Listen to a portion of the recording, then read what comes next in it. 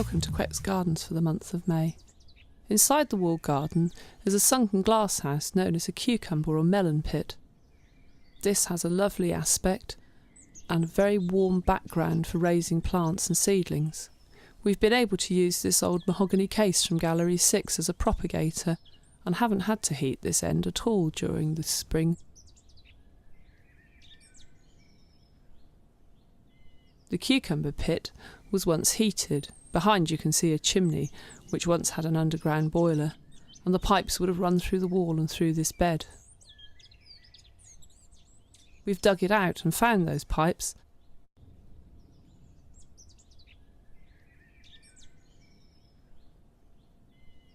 And now we've filled it in and we've got cucumbers growing, the first ones being picked at the end of the month.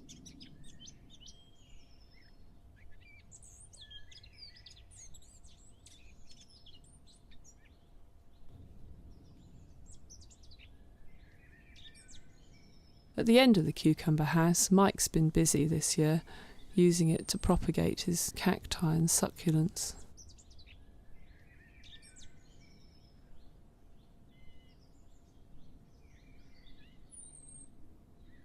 We hope to clean this section out and do the same, finding the pipes, filling the bed again, and maybe have melons growing later this summer.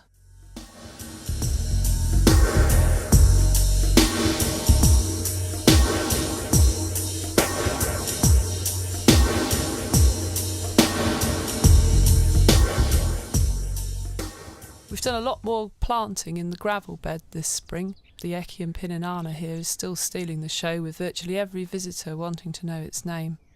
Pinky mauve flowers are absolutely full of bees, and it's still flowering right to its tip at the end of the month. Outside the cacti house, we've set out a lot of pots for display. The red pelargoniums and yellow euryops should make a really bright, colourful display this summer.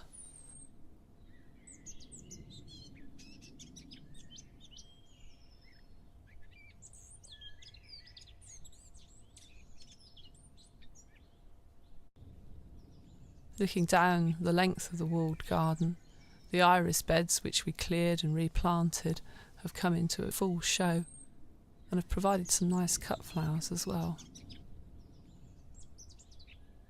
Inside the old glass houses we've also been busy.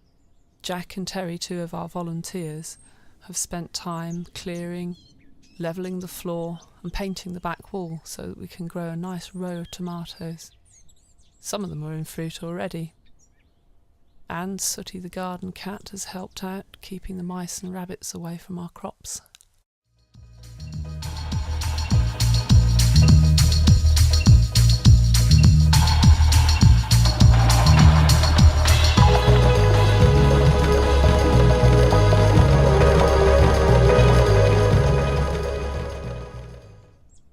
We have some fantastic varieties in the walled garden. This pink rose is one of 3 which has given a great show for the visitors all month.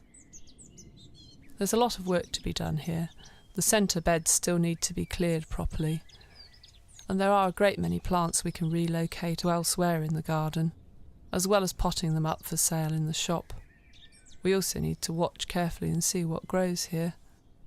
Where the old raspberry house once stood, we've cleared one of the beds, and this has made way for some sweet peas, as well as heritage varieties of climbing beans, squashes, courgettes, ornamental gourds.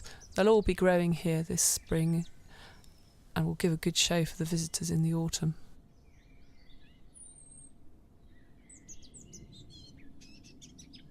In the distance, we can see the small fernery which has been cleaned out and displayed.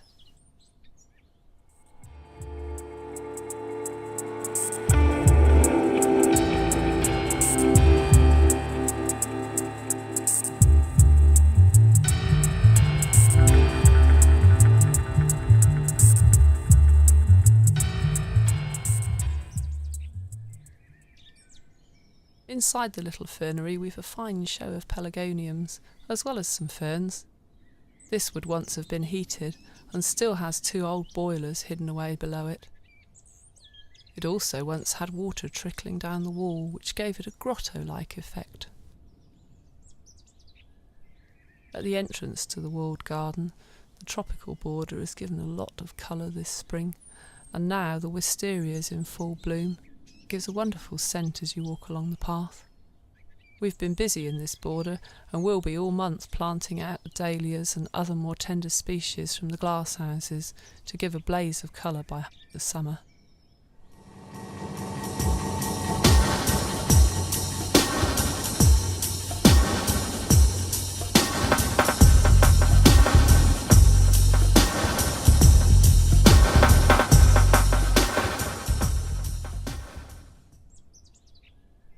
Looking down the herbaceous border, there's some really bright bursts of colour here this month.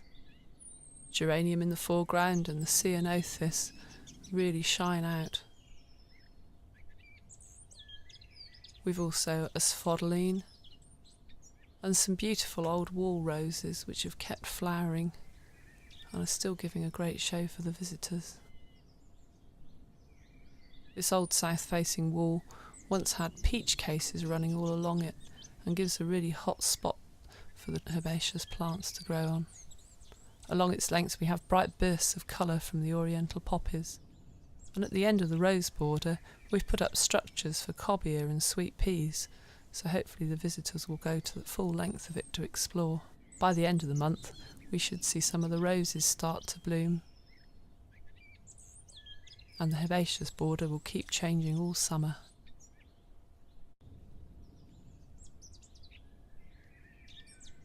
Looking across the croquet lawn, some of the oldest trees in the garden have come into leaf.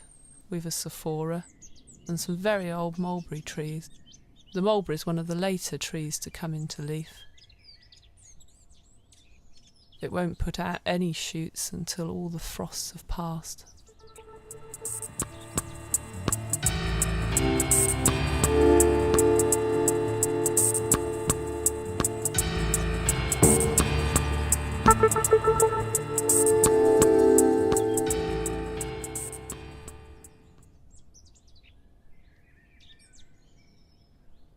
The woodland walk has really filled out this month.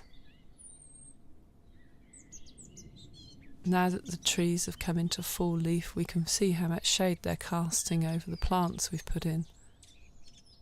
The borders that we planted here last autumn have really filled out, and we might have to rework them at some point. At the moment, they're giving a good show for the visitors and an enticing entrance into the woodland.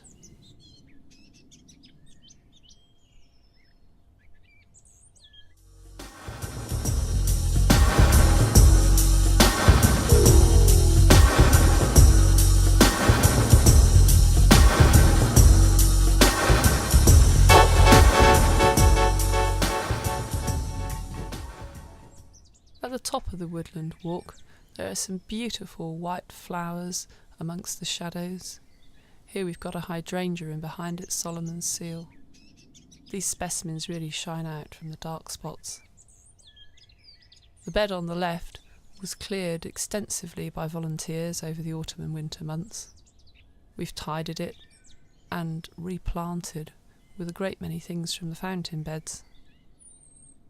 We've put in shrubs and herbaceous material, and it will be interesting to see how this area develops over the summer months. Once the forget-me-nots have finished flowering, we'll let them seed before tearing them out.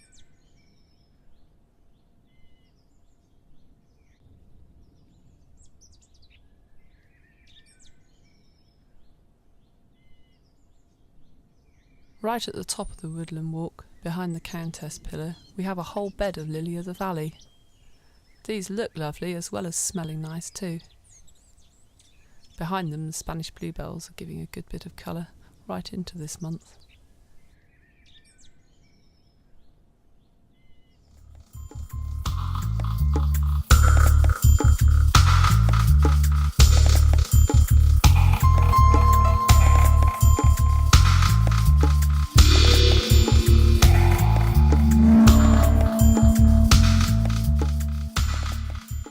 We're still clearing up after some of the winter storm damage here in Quex Gardens. This holmuck was shattered just before Christmas, But now at the end of the month, with the help of a large group of volunteers from East Kent College, this area of the woodland's been extensively tidied. We've managed to strip ivy from the beds, get rid of some of the sycamore saplings, and thin out some of the larger stems of sycamore to give a bit of light to the planting we've done. The children's maze has got topped with fresh wood chip, and generally the area's been tidied so we can rework and replant it.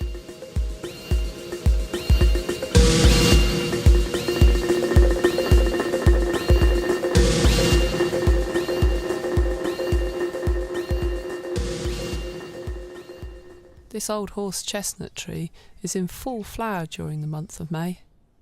We know it's one of the older trees in the garden. It was mentioned in an article written over 100 years ago, and it was noted to be an old tree then. With the copper beech in the background, it gives a lovely frame to the fountain beyond.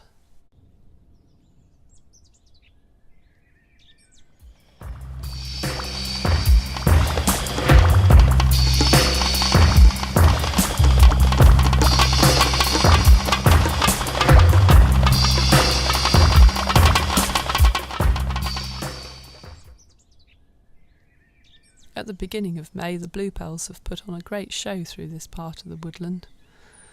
As the month's gone on, so the aquilegia have come into bloom that we transplanted from the fountain beds and the rose garden. And we've had the opportunity to rework some of the planting, moving bulbs around and shrubs, and so this part of the woodland path should become more interesting in future.